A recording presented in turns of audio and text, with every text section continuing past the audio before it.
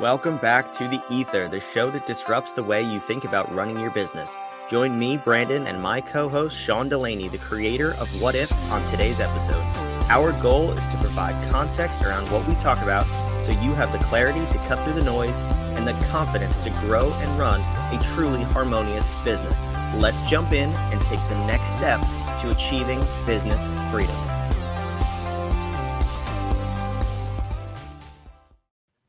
Hey, welcome into another episode of The Ether. Guess what? Surprises happen in business. It's just me. It's a solo episode. Brandon here, your host for today's episode. If you are watching the live stream, we were supposed to talk about the Boeing collapse, firing of their CEO, or him stepping down, and what that could look like in terms of saving your business if your small business is in a similar situation, if there's chaos going on, if there's just constant turmoil, if things are falling apart, you're losing customers, and you're losing trust from the marketplace. Well, we're going to pause that for the next episode of The Ether.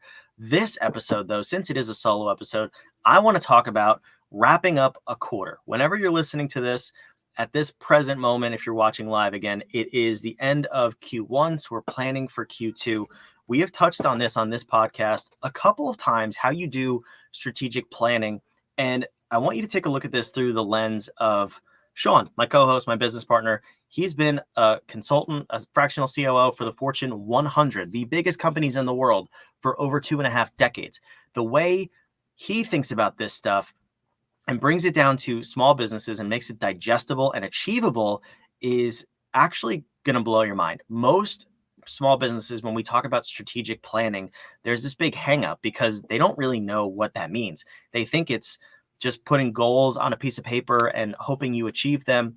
Well, I want to break this down a little bit today, and we can go deeper if you want on a later episode. Put it in the comments or put it in the chat if you are watching live, what you want to know more of in terms of strategic planning. But I want to break down the process that we have been going through this week, and we're not fully done, but we're almost there. We're setting up our Q2, and this is what I think all small businesses should be doing in terms of strategic planning at the end of the quarter.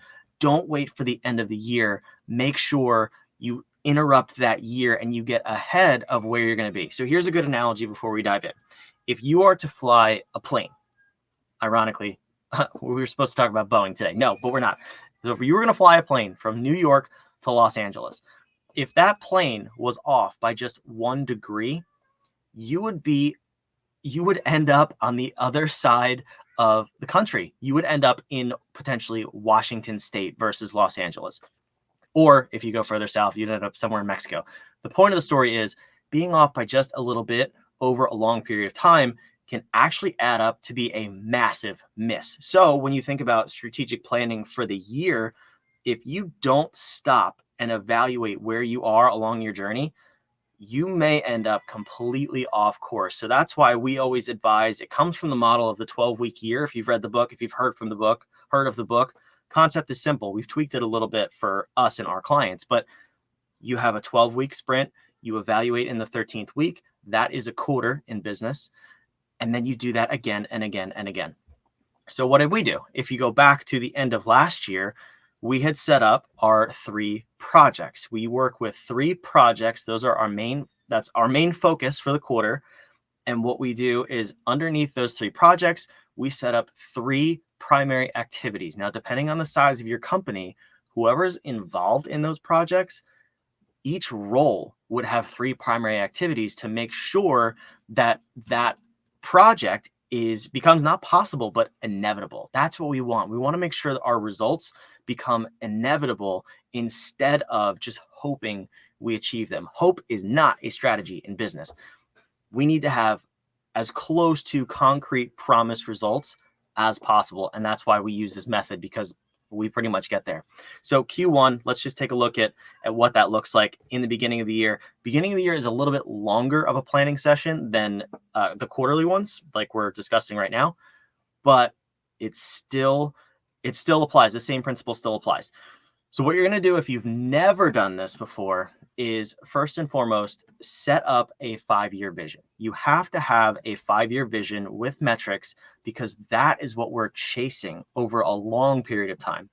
That's the other kind of caveat that I'll put in place here is you shouldn't just plan 3 quarters at a time. You need to be going to Los Angeles from New York. You can't just plan every single rest stop and hope you get to wherever you're going to go. That's just as foolish as not checking in. So you want to have a 5-year vision. You want to have it very clearly laid out of where you want your company to be in 5 years. We can change that vision and tweak it along the way, but we need to have a bigger goal that we're chasing.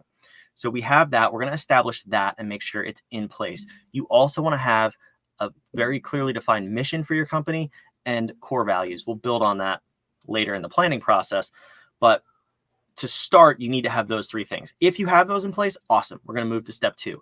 Step 2 is establishing your 3 projects. So how do we do this? Well, we ate our own dog food, so to speak. I'm going to put this on the screen here. We have talked about it on this show before, but we took the BAD. The BAD is it's called the Business Architecture Diagnostic. That's what BAD stands for.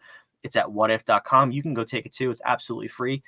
And what it reveals is your business's score in the 10 fundamental areas of business that we have established as present in all businesses, no matter the size, scale, industry, revenue, number of employees, doesn't matter. You have these 10 disciplines in place in your company. It's just a matter of whether you recognize that or not and how much you leverage the links between the disciplines. So that's what we did. We sat down, we took the BAD, we went through it. It's 50 questions, took us 10, 15 minutes. We spent a little bit more time on it, to be honest with you. It usually takes 8 minutes, took us about 15 to get through the whole thing because we wanted to be really, really sure we were answering the questions correctly because that spit out the 3 projects that we needed to focus on for this next quarter. So we looked at the BAD based on where we were the last time we did it in the beginning of the year and now updating it in heading into Q2. And we said, all right, let's be really, really honest with ourselves. What is the status of our company at the present moment? And what we found out was our projects from Q1 actually got us way further ahead than we expected them to. And that's kind of what I was talking about before, but from making your goals possible to inevitable. Full disclosure, we didn't do a fantastic job of planning in Q1 because we had a lot of moving parts. We were totally changing our product structure. So we had a lot of guesses, to be honest with you. And we were surprised by just the amount of focus and determination we brought into Q1 based on the BAD results. We were able to take that and really make a difference in Q1 for our scores. So the one score we were focused on in particular was ubiquity. Ubiquity for us is our word for sales and marketing. It's how you get in front of your ideal client everywhere they expect you to be and be a commanding force in the marketplace, an authority figure, if you will. We did things like put together this podcast. This actually started before Q1. We had another podcast that we started before Q1, but we leaned in and we got on other podcasts. We did a number of things that just to really increase our ubiquity score. And the amount of improvement that we saw in just 3 months, in 12 weeks, was insane. The results for those scores were for us actually surprised even ourselves in a good way. It's always good when you surprise yourself with what you teach, right? When it works even better than you expect it to. But that's why we're very, very clear here at What If. We don't make massive promises. We don't say you're going to 10x or 11x your business. We make very realistic promises. And then when we meet or exceed those promises, it's kind of expected. I mean, it's not cool and shiny and flashy because we pretty much know we're going to achieve the result. And when we're working with our clients, we know so much that we offer a 100% money back guarantee on every service that we provide because we are that confident. If we were to make those big claims like 10, 11xing your business, there's no way we could offer guarantees on our services because it's just not possible 100% of the time. So what we want to do is make sure that your business goals are inevitable at the end of 12 weeks. And that's what we did through this process. So for us, we worked a lot on developing our products. That was one of our projects. We worked a lot on our ubiquity score. That was actually two different projects. And that's how we were able to increase our scores and see a really big difference in our company in just a short period of time. So we sat down, we took the BAD again, and we went through and we said, okay, now we need to focus in a little bit more, a little bit different of a way, still on ubiquity. It's still a focus for us, getting the word out about our new products, how we can help and serve clients in a much better, more efficient way. and who we're partnering with. Strategic partnerships is a really big focus for us. So in Q1, our focus was get loud. That's what we named our project, to get out in front of the marketplace, in front of our ideal clients, and communicate effectively with them. Now our focus is to hone that in. Now that we know who our ideal clients are, we want to get super focused. So I'm being fully transparent here. And we have the man, the myth, the legend who just hopped on. So let me add him to the screen here and then we'll keep going. Sean, welcome. What are we doing? We interrupted the schedule. So we were supposed to talk about Boeing. Again, if you're watching live, you know where we are. Let's catch Sean up to speed. We were supposed to talk about Boeing. I wanted the perspective of the Fortune 500 COO who's been there, done that, and seen all of it. And I didn't want to do it without you. So I called an audible. I called timeout. And I said, what we're going to do is talk about how we've been strategic planning since it's the end of the quarter. And we're going to postpone Boeing to next time. Sure. How's that sound? Great. Fantastic. So you're jumping in a little late here, but I was just about to dive into what? Pretend I'm not here. Pretend you're not here. No, I was about to jump into the WOW format. So just I was analyzing where we've been Q1, and then how we sat down and we just reviewed our numbers. We took our bad. That's why the link is on the screen to actually plan out our Q2. Personally, we eat our own dog food. And I was going to dive into the WOW format, what that means, what the acronym is, how to use that real quick, and then wrap this bad boy up. So I want to hear from you. When did you first start using this WOW format? But before that, what can you define what that acronym means? So it's just a super simple post-mortem, as we used to call them back in the 90s. It's an after-action review kind of thing. And it's just, what are the wins? Because we have to celebrate those. What are the opportunities? Meaning, where do we screw it up? Or could we have done better on the execution of the project? Not necessarily in the outcomes that come from it. So we're not validating, hey, we had a project to create a new process. We created the new process and the process isn't so great. That comes later and that's a different analytic. We're just talking about in executing on this project, what were the wins? What are the opportunities to do something differently? And then what next? So are we normalizing it? So now this thing that we just changed in the world with this project becomes business as usual. Was it a once and done and there is no need for this again?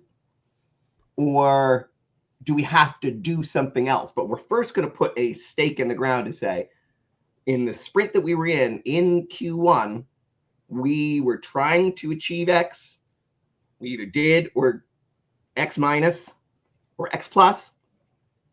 We hit the goal. And then now, what next? And if it's, let's say for us, ubiquity, we had some ubiquity projects that we were doing around our marketing and our messaging.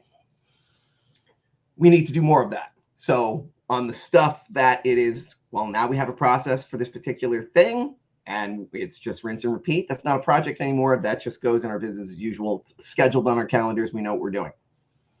But if we say there's a continuation of the effort because there's further to go on a particular thing, then it's a new project launch, I guess is what I'm saying. We don't want to have perennial projects. So one of your opportunities could be, we thought it would take us a quarter and it didn't. It's going to take us, we're going to run over by a month. Okay. So let's just say that project then didn't meet the mark. And now we're going to have a project to get it the rest of the way over the finish line. And why do we do it that way? Because it reinvigorates the team. It's an opportunity, it's a large team, of offboarding some people. Like, that's so great, Jerry, that you were here for the Q1 sprint on that. But Brandon's going to take it from here on a new project. See, we're making a new team. I'm not kicking you off the team, Jerry. You were here for us, Jerry. Oh my God, this was a drag. This guy was a drag the entire time. Jerry, we'll see you on the next project. Sure. No, not this one, because Brandon's going to do this one. But the next one, yeah, we'll see you there, Jerry. Okay. We celebrate the wins. We get a new team. We're newly energized. Or it could all be the same people. But I just find that when you're level setting in that way, saying the project is over, we didn't hit it. One, people knowing that's coming, and they have to do a wow review and admit we didn't get there, and now we have to launch an entirely new project. You'd be surprised how the work accelerates versus the teams that know, please, 1 month, 8 months. Does any project ever get finished around here? I swear we have meetings about the meetings just to hear. I said, do you get paid by the word? I see a lot of executives just talky and not doing anything. So we know those projects will happen that way.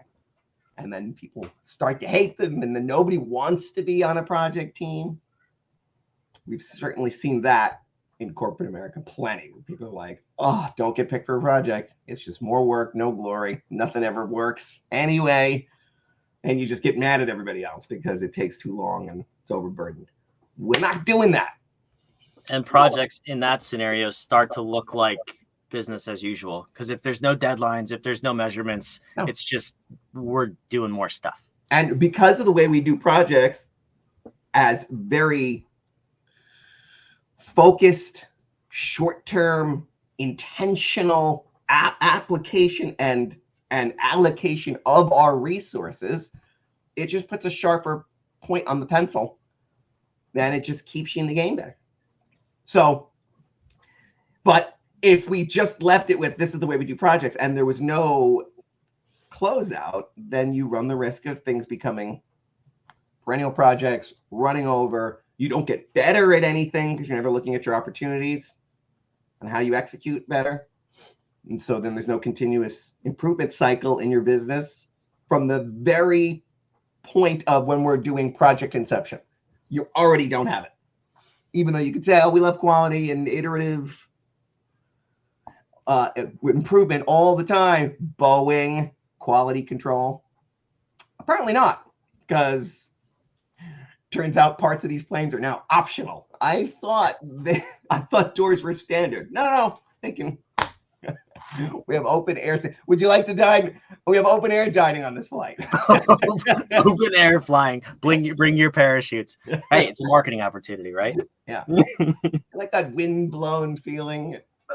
It's convertible. Convertible planes. It's new. It's all the rage these days. Yeah. Anyway, okay. So Boeing is next episode. We will get there. We're gonna dive in. But for this one, wow. So I've been using it forever because I like it's simple. You can remember it. It sounds better than a post-mortem. It's like, and technically a post-mortem is after something, the usual context is after something collapses or fails. Yeah. So we're not doing that. We're not failing as a company. We're just closing a quarter out. So yes, we're wowing. We're going to go over the wins. We both found out that we suck at that. And we assume that most entrepreneurs do, because high achievers, go-getters, whatever you want to call yourself, most times we look at what could be done better and we don't celebrate enough what was done well. So that's why it's first. And yeah, we did have to force ourselves to do. We had to go through, I think, 3 times before we finally gave ourselves credit for all the good stuff that had come out of those projects. But we didn't leave it because it's like, yeah, move on. We have so many things we want to, because yes, that is our mode. That's how you and I are both hardwired. And knowing that, we also have to be cognizant of the fact that we don't let each other get in that kind of death spiral to the bottom of saying, nothing, everywhere I look, something's it's all broken. But that's the way to be. I'll put on some magnificently detailed, delightful, magical party for my kids for their birthday or something. And then afterwards, I'm sitting there and my wife's like, what's wrong? And I'm like, can't believe that candle thing didn't work. Oh, fine. And nobody really, no, like, yeah, but still, she's like, but there are 900 great things. Yeah, but that candle trick should have worked. Whatever. You know what I'm saying? It's our nature as entrepreneurs, as business owners. There's nothing wrong with it. It's just, celebrate the win, celebrate the small stuff, because that'll add up to big stuff eventually. So That's the first phase 1, if you will, of a quarter wrap up, is the wow. We go through that process, do it for your projects. If you have projects or not, you will for Q2 if you follow this model, but see what you did well, what were the opportunities, and then what next. So And if you phase say two, it's though, very, very easy, it's too simple. Well, it's that simple for a reason. It's the 20% of the effort that's going to get you 80% of the lift. If you're just doing that right. and getting the habit of it, you can get very complex, depending on the size of the project. You can get as complex in your after action reporting as you want, but not necessary for most of us. Let's just build that muscle by doing this. The Fortune 500 needs that. Most small businesses don't. Yeah, let's get into the habit. So phase one is a review. Then we're talking about what's next. So real quick, and then we're going to get out of here, is planning or picking your 3 projects for Q2. So I said before you got here, Sean, we took the bad. Yes. We ate our own dog food, and we decided on the 3 areas we needed to focus on for our project. So for someone who's doing this maybe for the first time, or maybe you did have projects before, what we're going to say to you is take a stab at this. I would love for you to do it, but I'm just going to offer this. We'll give you a free review of your numbers. So I'll put it back on the screen. If you take the bat, it'll take you 10 minutes. Go to whatif.com and take it.